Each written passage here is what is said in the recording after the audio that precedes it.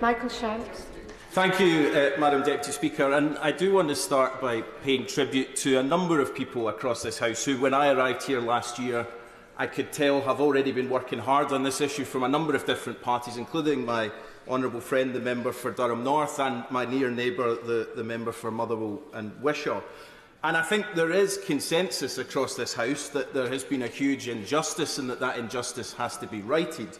The question, as we've heard from a number of people, is how that's done in Scotland. And it's those amendments that I want to speak briefly to. And there's 2 points I want to make. Firstly, this question of speed, which we've heard from a number of times. But more importantly, I think this question of accountability. And I think accountability is important. The Scottish Parliament has responsibility for justice in Scotland. Scotland has always had a separate legal system since long before the Scottish Parliament was re-established. And as we've heard, the questions of the Lord Advocate's position on this, the question of how the convictions were taken forward, not by the Post Office but by the Crown, the basis of evidence that was used in those. Can I just make a bit of progress, and I will give way? The evidence that was used around corroboration, there are differences in these convictions. But more importantly, the member for Motherwell and Wishaw earlier spoke about one of the organisations involved in this, the Scottish Criminal Cases Review Commission, which she rightly said was the body that brought cases for review in Scotland. But what she didn't mention was the accountability aspect of that, which is it was created by an Act of the Scottish Parliament, it's responsible to the Scottish Parliament, it gets its budget from the Scottish Government. There's a very clear line of accountability between the Scottish Justice Secretary, the Scottish Government, and the bodies that are responsible for reviewing these convictions. So the accountability is very clearly with the Scottish Parliament. The second point, I'll give it.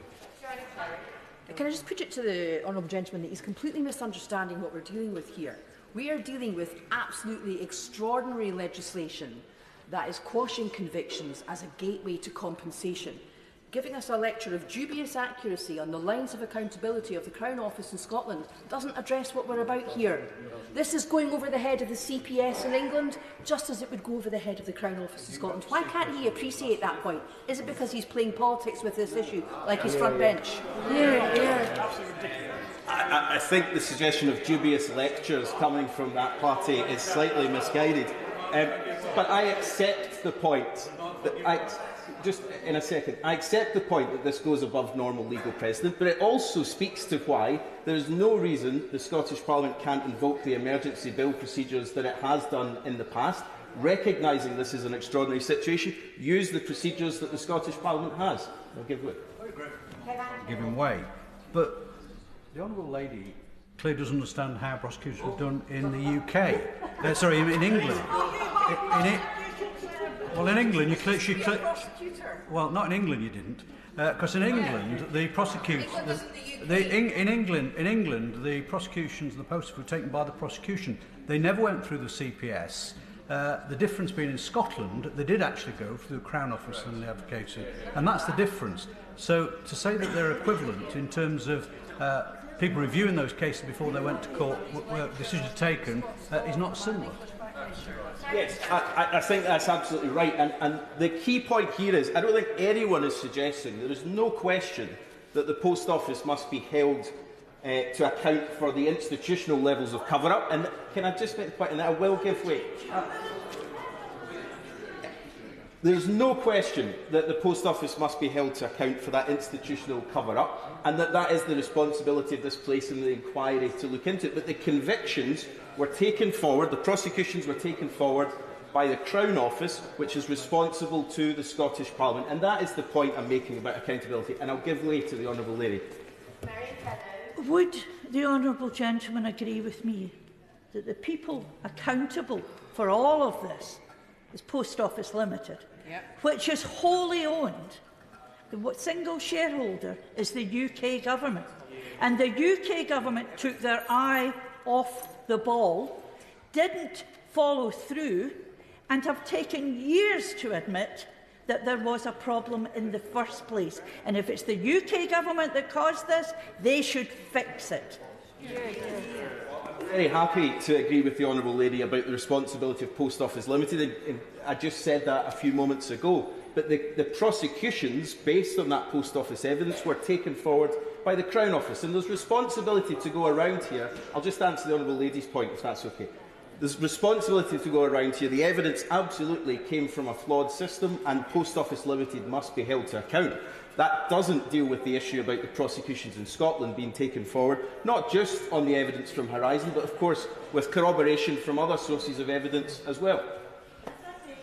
For giving way. We've heard in this chamber today, I wondered if he shares my distaste at some of the things that have been said in the chamber today, that in Scotland we can't bring this forward in this Parliament today, because in Scotland some of the postmasters might indeed be guilty of theft, and we have to tread carefully. A bar that has not been placed on postmasters elsewhere in the UK. I would share that distaste, but of course those comments were reflecting what the Lord Advocate said, and I've got letters from the Lord Advocate here that repeat that point a number of times. The Lord Advocate, of course, sits around the Cabinet table with, I think, at the moment, the current First Minister, Hamza Yousaf, but I'll need to check. So the second point, no, I've taken quite a lot of interventions. I'm going to make a bit of progress.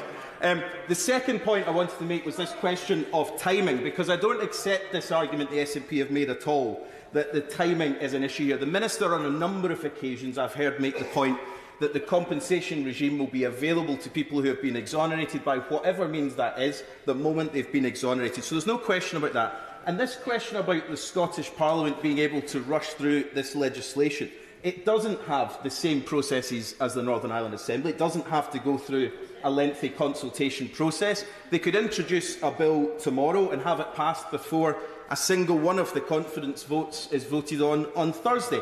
Indeed, in 2020, the Scottish Parliament passed an emergency bill on COVID regulations in just 2 days, a considerably more difficult piece of legislation, stretching to 138 pages. The idea that this bill is somehow more complicated than that is ridiculous. There's no reason why the Scottish Parliament cannot take responsibility and introduce this bill now. And indeed, if there was a question about not being able to finalise the bill until the UK bill had passed its processes, they could take it all the way to the final amendment stage and amend it as necessary. But actually, the Minister again has said that the bill doesn't have to directly mirror the UK legislation for people to still have access to the same compensation, which is what the Honourable Member and I both want to see. So, if the SNP is unwilling to act in the Scottish Parliament to introduce it, my colleague Michael Mara, MSP, has already drafted a private member's bill. He'll introduce that bill this week.